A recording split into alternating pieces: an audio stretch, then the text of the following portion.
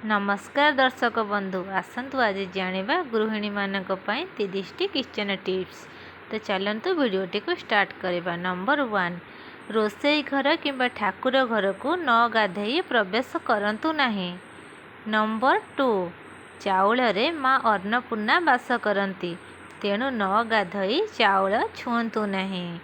Number 3, भिकारी मानकु केबे भी माण हांडीरू चाउल काढ़ी दियंतु नहीं। अलगा एक पात्र रे किछि चाउल सेमानकु देबा पई आगरू काढ़ी रखंतु। नंबर 4, घरे प्रतिदिन व्यवहृत रोसई बासन एवं पूजा व्रत दिन रंधन पई व्यवहृत बासन अलगा रखंतु। नंबर 5, घरर पूजा व्रत दिन रंधन पई व्यवहृत सामग्री और पूजा सामग्री को अलगा रखंतु, जेपरि सेथिरे केबे भी उषुना अईठा मैला हाथ न लगे एवं रजजोड़ा समय रे सही सामग्री को छुअंतु नहीं। नंबर 6, जदि अन्य को खाइबा को देउछंती तेबे ताको संतुष्ट करी पेट पूरा खाइबा को दियंतु। एसबु करने द्वारा माँ अन्नपूर्णा कृपा लाभ होता है। नंबर 7, मुंड धोई सारिबा परे नाली चाहा पानी रे मुंड धोइले चुटी चमकिबो एवं चुटी भल बढ़िबो। नंबर 8, फल और परिबा काटी रखिले कला पड़ी जाए, सेथिरे लेंबू और लूण पानी छिंचंतु आउ कला पड़िबो नहीं। नंबर 9, पाद फाटिले रात्रि रे पाद को भल भावरे सफा करी घिओ लगेले पाद आउ फाटिबो नहीं।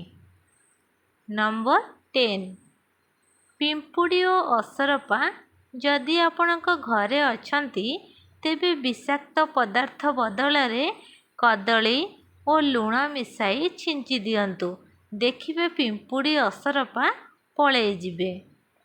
नंबर 11, चीनी डब्बारे किछि लवंग पकाइले चीनी रे आउ पिंपुड़ी लागिबे नहीं।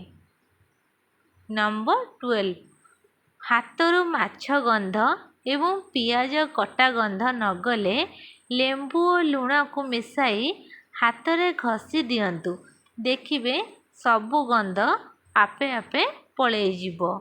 नंबर 13,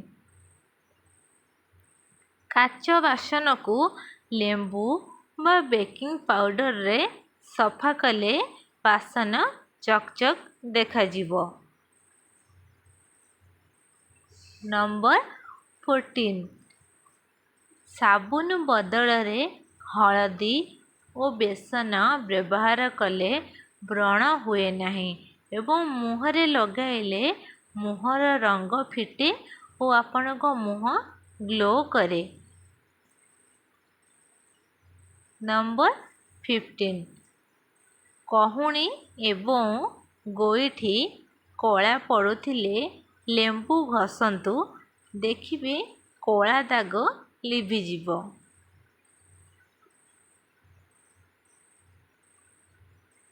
नंबर 16, घिओ डब्बारे अल्प लवंग पकेइकी रखिले घिओ अधिक दिन पर्यंत सुरक्षित रहिबो, केबे भी नष्ट हेबनी।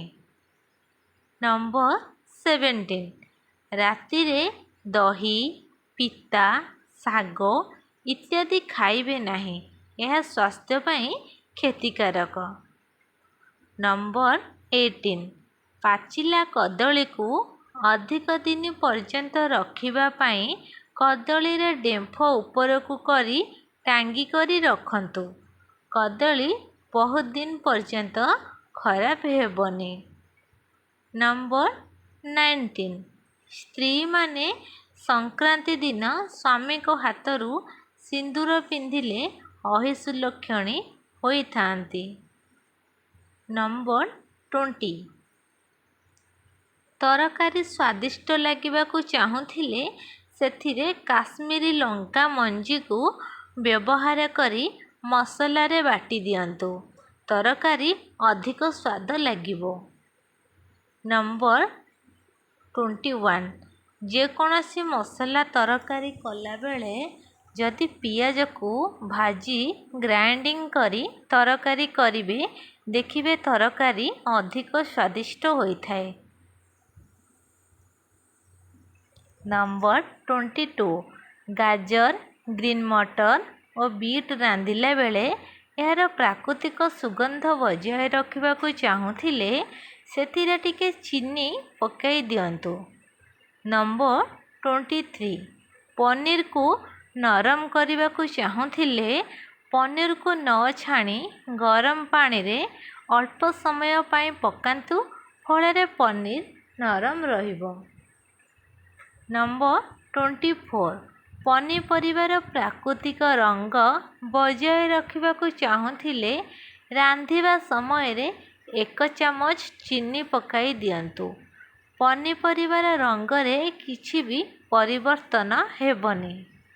ନମ୍ବର 25 ସେଓ ଓ କଦଳୀକୁ ପାଖାପାଖି ରଖିଲେ କଦଳୀ ଶୀଘ୍ର ପାଚିଯାଏ।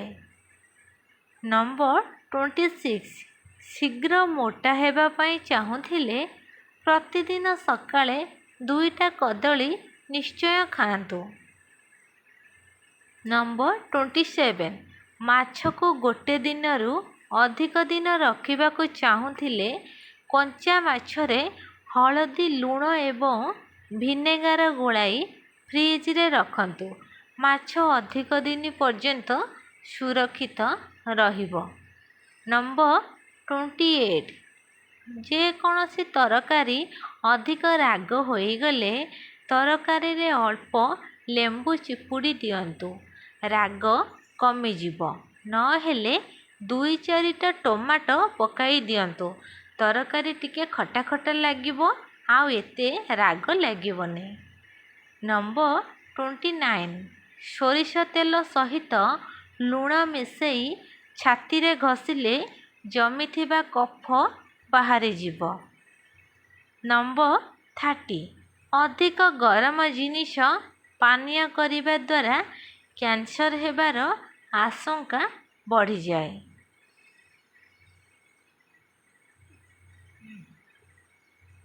ତ ଦର୍ଶକ ବନ୍ଧୁ ଯଦି ଭିଡ଼ିଓଟି ଆପଣଙ୍କୁ ଭଲ ଲାଗିଥିବ ତ ଭିଡ଼ିଓଟିକୁ please like, share and subscribe କରିବେ। ତଳେ ଥିବା ବେଲ୍ ଆଇକନ୍କୁ କ୍ଲିକ୍ କରିଦେବେ ଯେପରିକି ନୂଆ ନୂଆ ଭିଡ଼ିଓ ଆପଣମାନଙ୍କ ପାଖରେ ପହଞ୍ଚି ପାରିବ। ତ ଥ୍ୟାଙ୍କ ୟୁ ଫର୍ ୱାଚିଂ। ଜୟ ଜଗନ୍ନାଥ।